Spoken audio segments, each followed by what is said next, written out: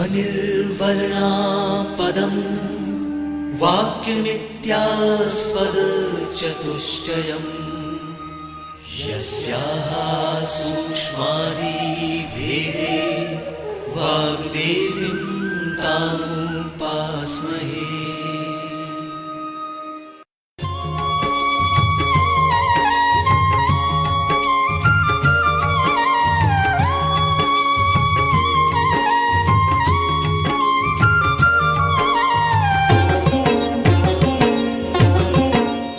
मध्य प्रदेश भोज मुक्त विश्वविद्यालय का इलेक्ट्रॉनिक माध्यम निर्माण और शोध केंद्र EMPRC प्रस्तुत करता है समाज शास्त्र विषय पर आधारित ध्वनि कार्यक्रम सामाजिक विचारक इमाइल दुर्खीम।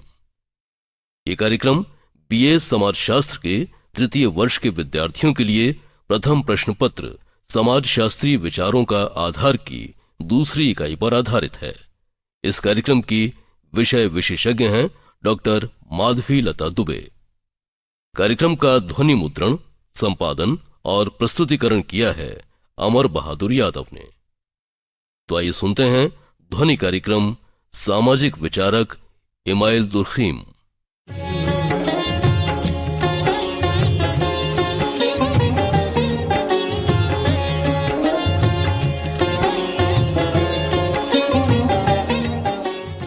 मध्य प्रदेश भोज मुक्त विश्वविद्यालय की BA तृतीय वर्ष समाजशास्त्र की कक्षा में आप सभी का स्वागत है। विद्यार्थियों, आज हम समाजशास्त्र के संस्थापकों में से एक महत्वपूर्ण विचारक विद्वान समाजशास्त्री इमाइल दुर्खीम पर चर्चा करने जा रहे हैं। आज के इस व्याख्यान में आप समझ सकेंगे समाजशास्त्र को एक विशिष्ट विषय बनाने में, समाजशास्त्र की सैद्धांतिक पृष्ठभूमि तैयार करने में किस तरह इमाइल दुर्खीम ने अपना योगदान दिया। विद्यार्थियों, आप यह भली भांति जानते हैं कि समाजशास्त्र के जन्मदाता ऑगस्ट कॉम्टे हैं, किंतु यदि हम समाज विज्ञान की पारिभाषिक शब्दावली में नाम देखें तो इमाइल दुर्खीम को इसका श्रेय जाता है।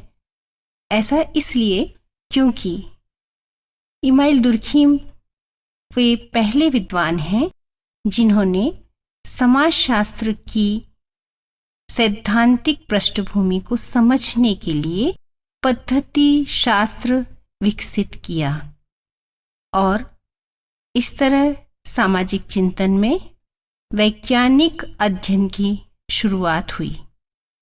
इसके साथ ही यदि हम विश्वविद्यालयीन शिक्षा के क्षेत्र में समाज विज्ञान के प्रोफेसर के बतौर जानना चाहें तो इसका श्रेय भी इमाइल दुर्खीम को जाता है, क्योंकि ये पहले प्रोफेसर थे जिन्होंने समाज विज्ञान की विषय वस्तु में समाजशास्त्र जैसे विषय का अध्यापन किया।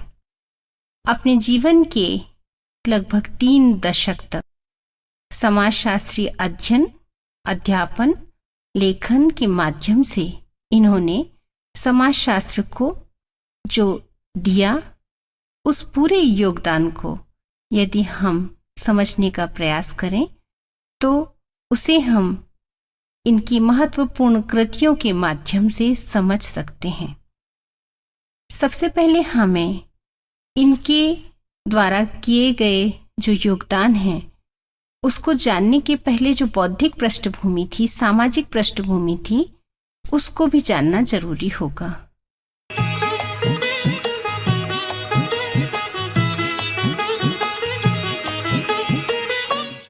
यह आप जानते ही होंगे कि फ्रांसीसी समाजशास्त्री इमाइल दुर्खीम का जन्म फ्रांस के एपिनॉल शहर में 1858 में हुआ।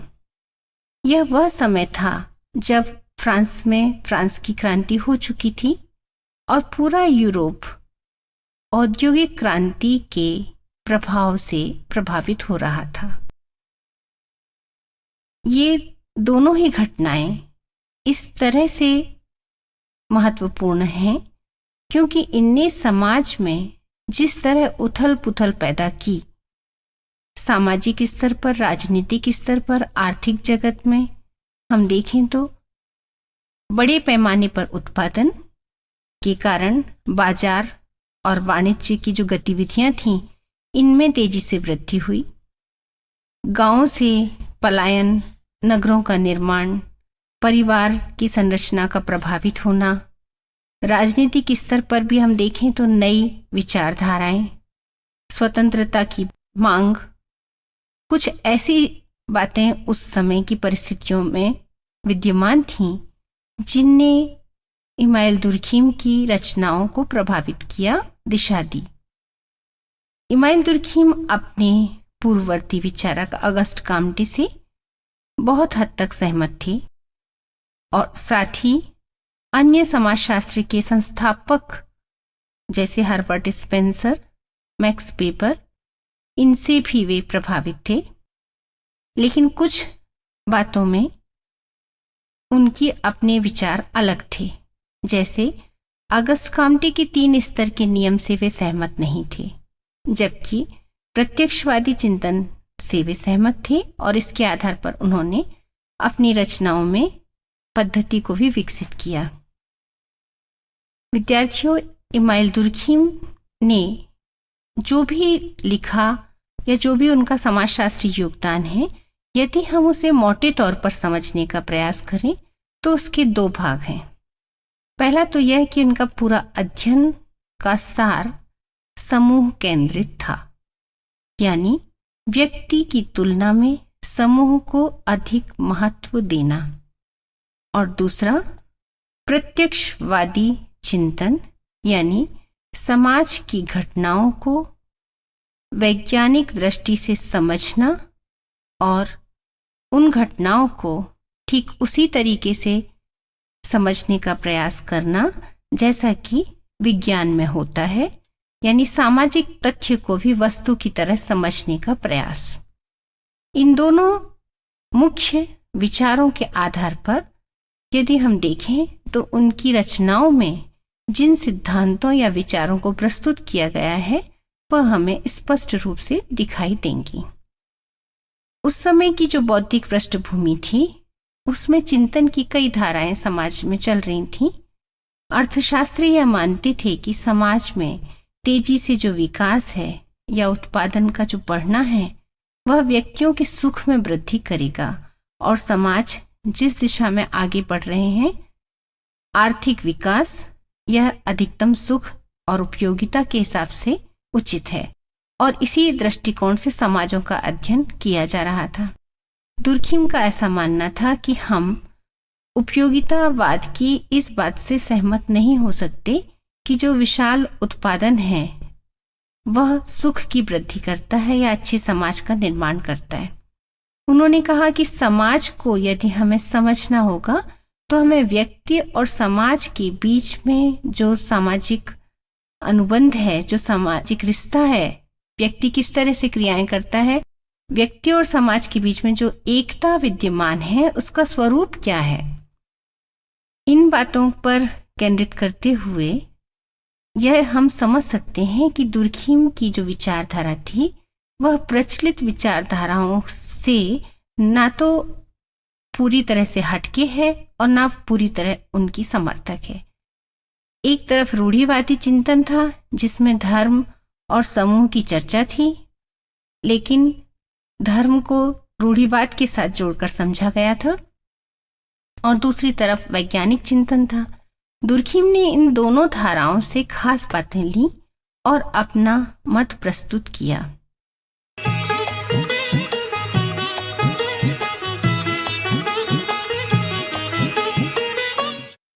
अब हम इनकी रचनाओं को क्रमशः समझने का प्रयास करेंगे कि किस तरह से इन्होंने समाजशास्त्र में जो सिद्धांत प्रस्तुत किए हैं उनका आधार क्या है। दुर्खिम की महत्वपूर्ण कृति समाज में श्रम विभाजन, division of labour in society है। यह दरअसल इनका शोध प्रबंध है जिसमें इन्होंने समाज में जनसंख्या की वृद्धि के साथ बढ़ते श्रम विभाजन के सामाजिक कारकों का पता लगाया। दुर्खिम का ऐसा मानना था कि यदि हम परंपरागत और आधुनिक समाज के बीच अंतर को समझें तो हमें यह स्पष्ट हो जाता है कि परंपरागत समाज के पीछे नियंत्रण की शक्ति क्या है और कैसे वो काम करता है, और आधुनिक समाज किस तरीके से आगे बढ़ रहे हैं। उसके पीछे जो संचालित होने वाले नियम हैं, इसमें दुर्खिम ने माना कि परंपरागत समाज यानी समाज में जो एकता है उसे उसने यांत्रिक एकता नाम दिया। इस समाज में परस्पर साझा विश्वास काम करते हैं और जो परस्पर साझा विश्वास है, इनका अनुमोदन और इनकी स्वीकारोक्ति समाज में प्रचलित धर्म के माध्यम से होती है। यानी परंपरागत समाज के नियंत्रण का औजार यदि हम कहें तो धर्म है, जबकि आधुनिक समाज जो है इनमें व्यक्तिवाद बढ़ने लगता है। व्यक्ति और समाज के बीच में जो घनिष्ठ साहचर्य या साझा विश्वास की जो संस्कृति सरल समाजों में काम करती है, वह जटिल समाजों में नहीं कर पाती। स्वतंत्रता, समानता और न्याय, इनकी बातें होती हैं, लेकिन इनमें संतुलन नहीं होता। संतुलन नहीं होने के कारण अपराध की घटनाएं और इनको समझने के लिए कानून, नियम, इनके बारे में समाजशास्त्रीय अध्ययनों में अलग से एक विशिष्ट ढांचा या एक स्वरूप समझ सकते हैं हम कि अपराध के अध्ययन, सामाजिक विघटन, विचलन, इनको समझने के लिए कानून के समाजशास्त्र जैसी शाखाओं का आगे उदय हुआ। तो विद्यार्थियों, परंपरागत या सरल समाज और जटिल या आधुनिक समाज के बीच में जो अंतर है, इसको समझाने के लिए इस पुस्तक में प्रमुख रूप से दुर्खिम ने अपने अध्ययन को सामाजिक एकता के आधार पर समझाया और व्यक्ति एवं समूह के बीच के साहचर्य को इसका केंद्र माना।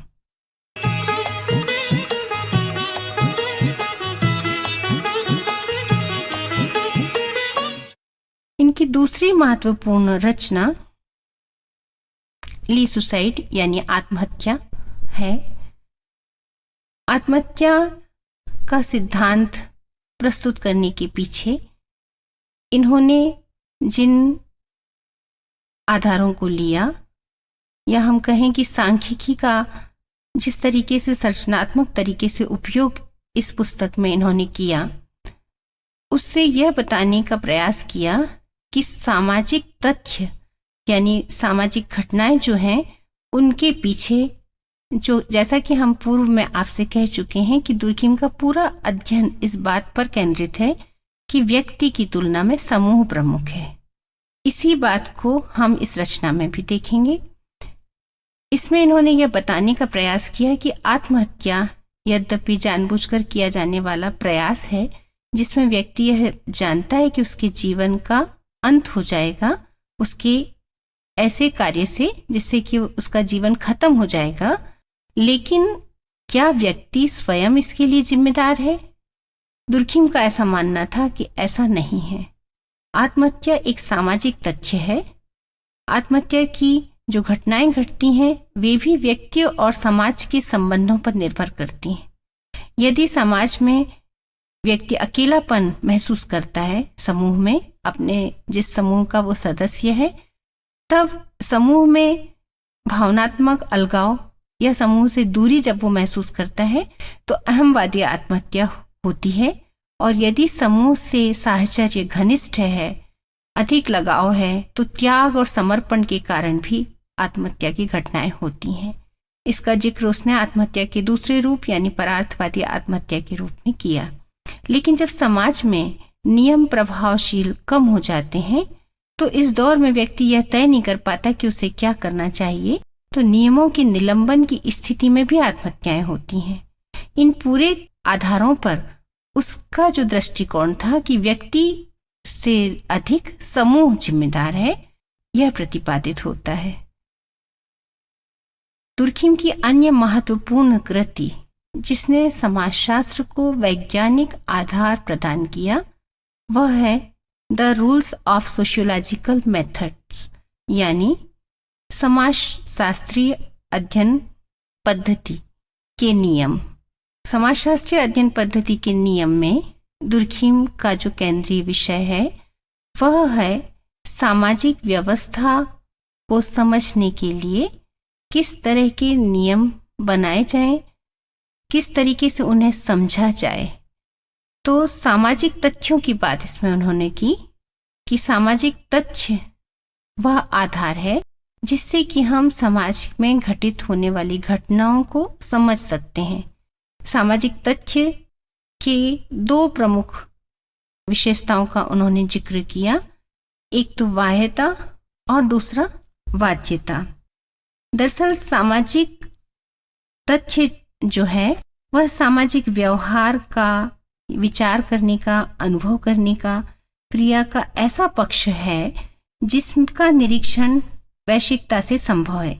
एक व्यक्ति किसी समाज में विशिष्ट परंपराओं का, प्रचलित रीति रिवाजों का, तरीकों को मानने के लिए स्वयं को बाध्य महसूस करता है, अनौपचारिक रूप से दबाव महसूस करता है और वह वैसा ही व्यवहार करने लगता है जैसा कि समाज उससे चाहता है। तो व्यक्ति का जो व्यवहार है, उसके जो मानक हैं, वह व्यक्ति के अंदर नहीं बल्कि व्यक्ति से बाहर है और फिर वह उन चीजों को अपनाने के लिए बाध्य हो जाता है क्योंकि उसे सामाजिक निंदा, आलोचना का भय होता है। तो इसी आधार पर इन्होंने सामाजिक तथ्य को समझाने का प्रयास किया। समाजशास्त्रीय पद्धति के नियम विकसित करके उन्होंने प्रत्यक्षवादी पद्धति यानी निरीक्षण, परीक्षण, अवलोकन के माध्यम से सामाजिक घटनाओं को समझना और साथ ही तुलनात्मक पद्धति इत्यादि का उल्लेख किया है। दुर्खिम की इस महत्वपूर्ण कृति के अलावा उनकी एक और महत्वपूर्ण कृति है धार्मिक जीवन के प्रमुख स्वरूप यानी elementary form of religious life.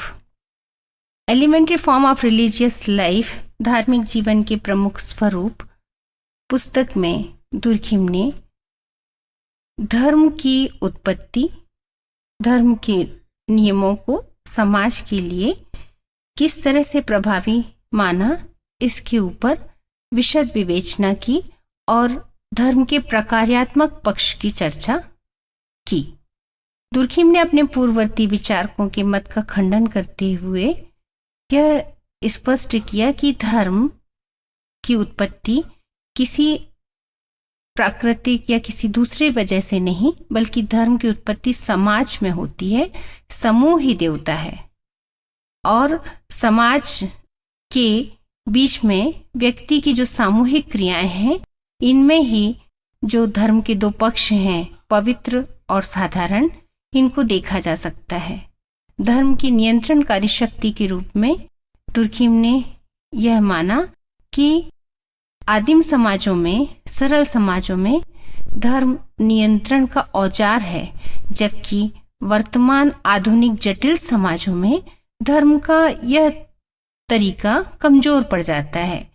धर्म ज्ञान मीमांसा की तरफ बढ़ने लगता है, यानी जटिल समाजों में धर्म की जो भूमिका है वह वैचारिक अधिक हो जाती है, जबकि सरल समाजों में धर्म सामाजिक नियंत्रण का काम करता है। इस तरह से दुर्खिम की इन रचनाओं में हम यह समझ सकते हैं कि दुर्खिम ने किस तरह से समूह को केंद्र में रखकर व्यक्ति और समाज के संबंधों को समझाने का प्रयास किया।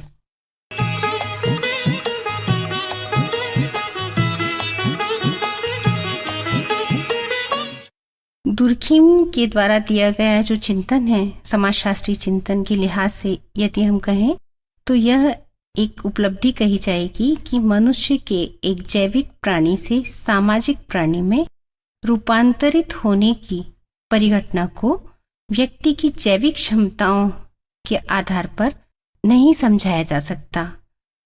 इसके पीछे जो सामाजिक कारण है, उन्हें समझने की जरूरत है। दुर्खिम का ऐसा मानना है कि केवल समाज की प्रक्रिया से हम बाहर खड़े जैविक अस्तित्व और सामाजिक प्राणी के अंतर को समझा सकते हैं। किस तरह से मनुष्य सामाजिक प्राणी के रूप में सामाजिक साहचर्य के माध्यम से सामाजिक प्रक्रियाओं को अपने जीवन में अपनाता है और किस तरीके से उसकी क्रियाएं प्रभावित होती हैं, इसे हम दुर्खिम के चिंतन के माध्यम से भली भांति समझ सकते हैं। दुर्खिम का जो अवदान था समाजशास्त्रियों की कई पीढ़ियों के लिए प्रेरणा, प्रश्नांकन का विषय बना रहा। 30 के दशक में यदि हम देखें तो टालकाट पार्सन्स ने दुर्खिम के जो कृतियां थीं इनको संरचनात्मक प्रकार्यवाद में समेटने का प्रयास किया। अमेरिका में दुर्खिम के योगदान को प्रकार्यवाद और प्रत्यक्षवाद के नजरिए से देखा जाने लगा।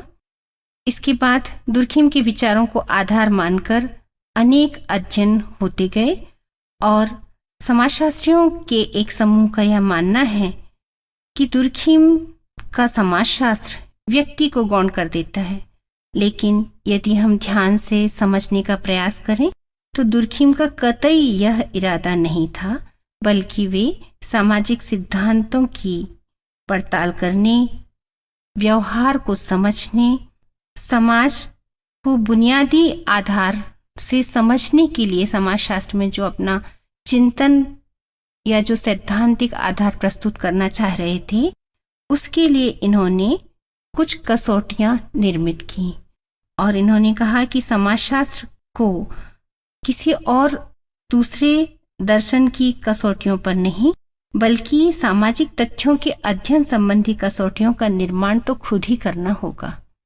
दुर्खिम ने अपने जीवन में सतत यह प्रयास किया कि वे समाजशास्त्रीय अध्ययन को वैज्ञानिक स्वरूप प्रदान करें। अपनी मृत्यु के पूर्व 1917 के पहले प्रथम विश्व युद्ध की जो परिस्थितियां थीं, उन्होंने दुर्खिम के चिंतन को, उनकी भावनाओं को आहत किया। दुर्खिम न केवल समाजशास्त्री थे, बल्कि वे एक चिंतक, विश्लेषक और समाज को दिशा देने वाले एक महत्वपूर्ण विद्वान व्यक्ति भी थे। उस समय जो घटनाएं घट रही थीं, उसके लिए वे अलग से अखबार में एक कॉलम लिखा करते थे, ताकि वे राष्ट्र के नाम, वहाँ के परिस्थितियों को, में व्यक्तियों को संभलने के लिए दिशा निर्देश प्रदान कर सकें। 1915 में उन्होंने देशवासियों के नाम संबोधित करते हुए एक कॉलम लिखा और उनका जो संदेश था उसमें कुछ नारे भी थे। सहिष्णुता का प्रयास और दृढ़ विश्वास, पेशेंस, एफर्ट एंड कॉन्फिडेंस, यह उनका नारा था जिसे बहुत लोकप्रियता मिली। प्रथम विश्व युद्ध की घटनाओं से वे बेहद आहत हुए। उस समय इनके बेटे की भी मृत्यु हुई। भावनात्मक रूप से टूट चुके थे और 1917 में इनका निधन हो गया। इसके बाद इनकी पत्नी ने इनकी अन्य कृतियों का प्रकाशन करवाया। अभी तक हमने यह जाना कि the division of labour in society, ली सुसाइड यानी आत्महत्या, elementary form of religious life, धार्मिक जीवन के प्रमुख स्वरूप, रूल्स ऑफ सोशियोलॉजिकल मेथड, समाजशास्त्री पद्धति के नियम, यह तो इनकी महत्वपूर्ण कृतियां थीं। लेकिन इनकी मृत्यु के बाद भी कुछ और जो प्रकाशन इनकी पत्नी के द्वारा करवाया गया, उसमें शिक्षा का समाजशास्त्र, नैतिक शिक्षा, दर्शन का समाजशास्त्र प्रमुख है। अपने जीवन में इन्होंने समाजशास्त्र की शोध पत्रिका का भी प्रकाशन किया। इस तरह हम देखें तो समाजशास्त्र में अपनी रचनाओं के माध्यम से दुर्खिम ने जो सैद्धांतिक पृष्ठभूमि समाजशास्त्र को दी, यह इनका महत्वपूर्ण अवदान है, क्योंकि इन्होंने वैज्ञानिक आधार पर समाज की घटनाओं को समझने का प्रयास किया और यह दिशा निर्देश समाजशास्त्र को एक विशिष्ट विषय के रूप में प्रतिष्ठा दिलाने में महत्वपूर्ण रहे।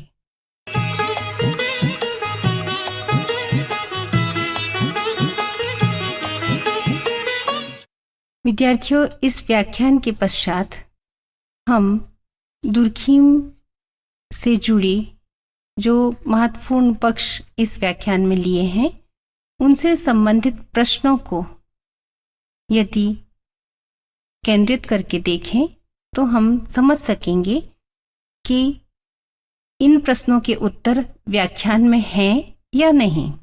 जैसे समाज ही देवता है या ईश्वर समाज का मानवीकृत रूप है, यह बात दुर्खीम की किस किताब में है? तो व्याख्यान में हमने आपको बताया था कि elementary form of religious life यानी धार्मिक जीवन के प्रमुख स्वरूप दुर्खीम की महत्वपूर्ण कृति है, जिसमें उन्होंने यह समझा कि धर्म समाज में पैदा होता है और इसलिए ईश्वर समाज का मानवीकृत रूप है।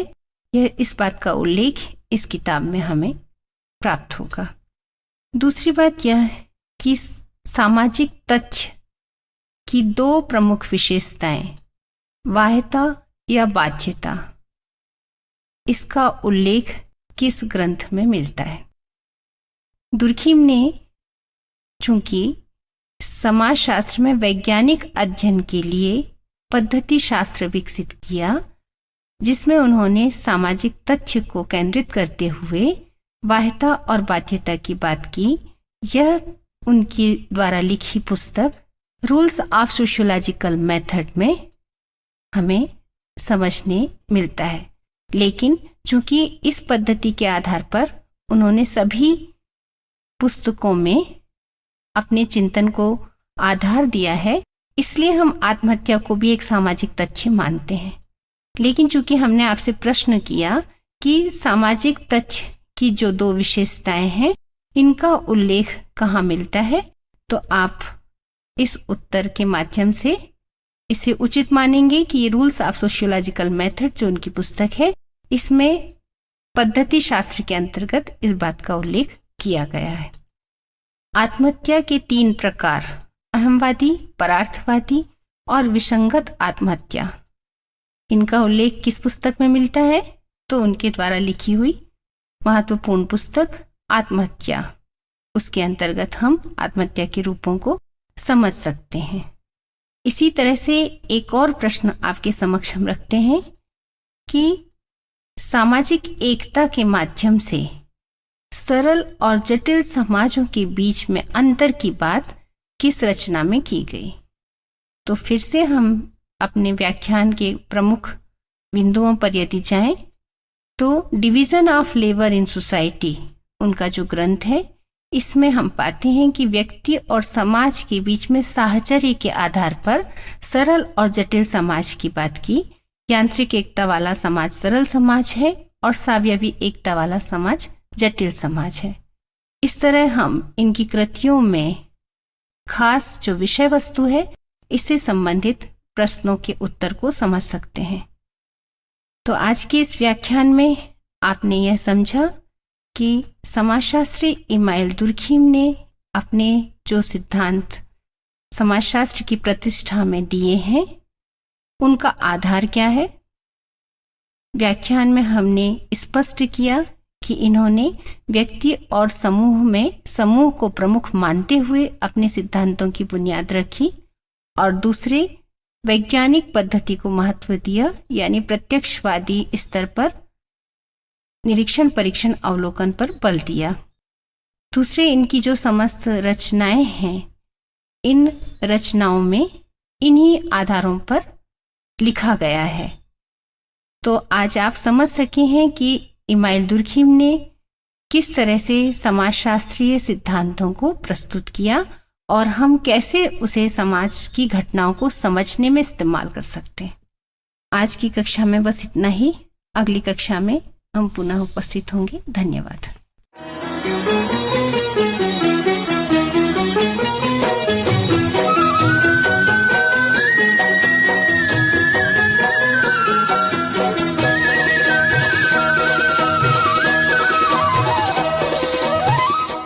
अभी आप सुन रहे थे समाजशास्त्र विषय पर आधारित ध्वनि कार्यक्रम सामाजिक विचारक इमाइल दुर्खीम। कार्यक्रम की विषय विशेषज्ञ और वार्ताकार डॉक्टर माधवी लता दुबे, निवेदक संजय श्रीवास्तव। इस कार्यक्रम का ध्वनि मुद्रण, संपादन और प्रस्तुतिकरण किया अमर बहादुर यादव ने। यह कार्यक्रम मध्य प्रदेश भोज मुक्त विश्वविद्यालय के इलेक्ट्रॉनिक माध्यम निर्माण और शोध केंद्र EMPRC द्वारा निर्मित किया गया।